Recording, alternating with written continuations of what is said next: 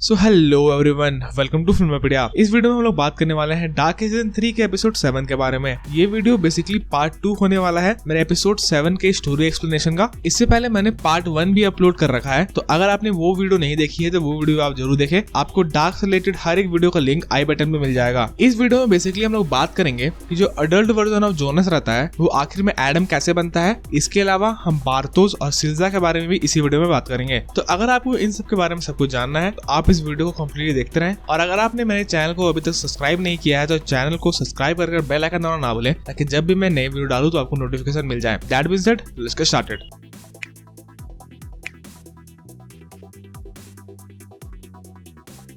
तो इस एपिसोड को आगे समझाने से पहले मैं आपको थोड़ा सा कॉन्टेक्स्ट दे देता हूँ। तो बेसिकली हुआ ये होता है कि सीजन 2 के फिनाले में हम देखते हैं कि adult version of Jonas, Magnus, Franziska और बार्थोस को लेकर 1888 में चला आता है, एपोकलिप्स के ठीक पहले। वहां पे जाने के बाद उन लोगों का टाइम मशीन नहीं वर्क कर रहा होता है, इसलिए बेसिकली वो लोग वहां फंस गए होते हैं। और जो जोनस होता है वो एक फैक्ट्री के अंदर टाइम मशीन बनाने की कोशिश कर रहा होता है। और इसी सीजन में हम देखते हैं कि जिस मार्था को एडम ने एपिसोड 6 के लास्ट में मारा, वही मार्था इन लोगों को गॉड पार्टिकल दे के आती है ताकि वो इवेंचुअली टाइम मशीन बना सके। ये सारी चीजें मैंने अपने प्रीवियस डार्क के वीडियोस में एक्सप्लेन कर रखी है, तो आप अगर उन्हें देख लोगे तो आपको सब कुछ समझ में आ जाएगा। तो चलिए अब हम इस एपिसोड के बारे में बात करते हैं, यानी कि एपिसोड 7 में क्या होता है इसके बारे में बात करते हैं। इस एपिसोड में हम देखते हैं कि 1888 के बाद अब 2 साल और बीत गए हैं, मतलब अभी 1890 चल रहा है, पर तब भी जोनस ने वो टाइम मशीन कंप्लीट नहीं कर पाई है। इसके अलावा इसी सीन में हम देखते हैं कि टाइम मशीन बनाते बनाते जोनस के हाथ में शॉक लगता है और तब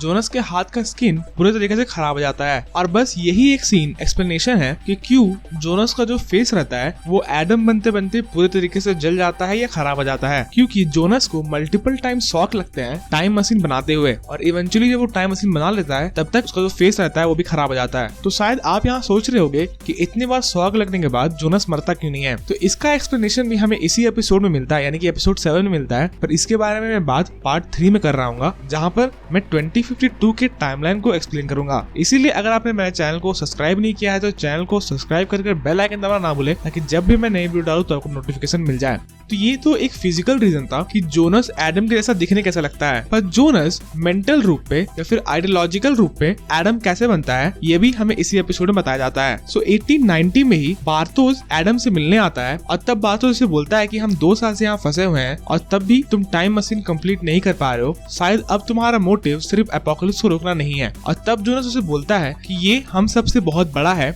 और मुझे ये टाइम मशीन इसलिए भी कंप्लीट करना है ताकि मैं ओरिजिन ढूंढ सकूं और पैराडाइज को अचीव कर सकूं। तो ये पहला ऐसा सीन होता है जहां पर हम देखते हैं कि जोनस का कैरेक्टर धीरे धीरे एडम बनते जा रहा है, क्योंकि ये सारे आइडियाज बेसिकली एडम के ही होते हैं, मतलब ओरिजिन को ढूंढना और कंप्लीट एनाहिलेशन वाला कॉन्सेप्ट। ये सब मैंने अपने प्रीवियस वीडियोस में एक्सप्लेन किया है, आप उनको देख लेना तो ये बात भी आपको और अच्छे से समझ में आ जाएगी। इसके अलावा ये सीन वापस से एक बहुत ही अच्छा एग्जाम्पल है कि डार्क इस शो की राइटिंग कितनी ज्यादा अच्छी है। सिर्फ एक सीन में और बहुत ही मिनिमल डायलॉग के साथ इस शो की राइटर ये एक्सप्लेन कर देते हैं कि जोनस एडम कैसे बनता है, जो कि एक बहुत ही बेहतरीन चीज थी। इस सीन के बाद बार्थोस और जोनस के बीच में लड़ाई हो जाती है, जिसके बाद बार्थोस जंगलों में चला जाता है जहां पर उसे सिल्जा कैरेक्टर मिलता है। अब सिल्जा कैरेक्टर वहां कैसे आता है इसका हिंट हमें एपिसोड 6 में ही मिल जाता है, जहां पे सिल्जा वहां पे मौजूद मार्था के कपड़े लेके किसी और टाइम में चली जाती है एडम के कहने पे, ताकि वो लूप को प्रिजर्व रख सके।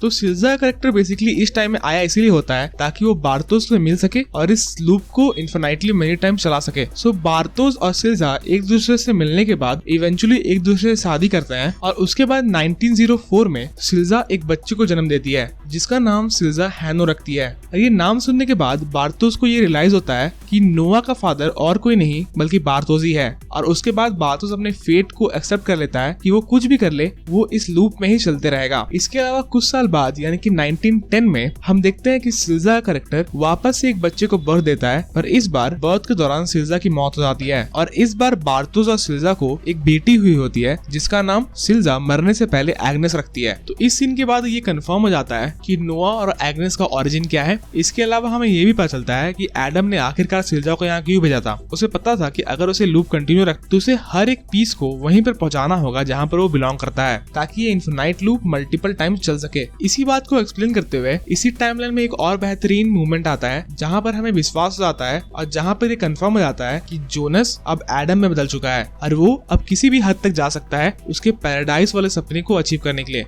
तो इसके बाद हम जंप करते हैं 1911 में, जहाँ पर हम देखते हैं कि बार्थोस के पास एक लेडी आती है अपनी बेटी को लेकर। वो लेडी और कोई नहीं बल्कि हैना होती है और उस लेडी की बेटी और कोई नहीं बल्कि सिल्जा होती है। सिल्जा बेसिकली हैना और एगॉन टिडमैन की बेटी होती है। बार्थोस उन्हें देखते ही समझ जाता है कि वो जोनस से मिलने आए हैं और ये सब कुछ वापस से लूप पे चल रहा है। अब बार्थोस हैना को वार्न भी करता है कि जोनस अब पुराना जोनस नहीं रहा है बल्कि वो काफी हद तक बदल गया है। उसके बाद हैना जोनस से मिलने जाती है, तब देखती है कि जोनस का चेहरा पूरे तरीके से खराब हो गया है और अब जोनस एडम की तरह दिख रहा है। इसके बाद जोनस या एडम हैना से पूछता है कि उसने उसे कैसे ढूंढा। तो उसके बाद हैना उसे बताती है कि उसके घर ईव आई थी जिसने उसे बताया कि जोनस को उसकी जरूरत है। तो ईव बेसिकली हैना घर इसीलिए गई थी क्योंकि वो चाहती थी कि ये इन्फिनाइट लूप हमेशा के लिए चलते रहे। इसके बाद हैना जोनस को बोलती है कि ये सारी हैना की गलती है और वो सब कुछ ठीक कर देगी इस बार। और हैना जोनस को बताती है कि सिल्जा और कोई नहीं बल्कि जोनस की ही बहन है। पर ये सब सुन के भी जोनस के अंदर कोई भी फीलिंग्स हमें देखने को नहीं मिलती है और वो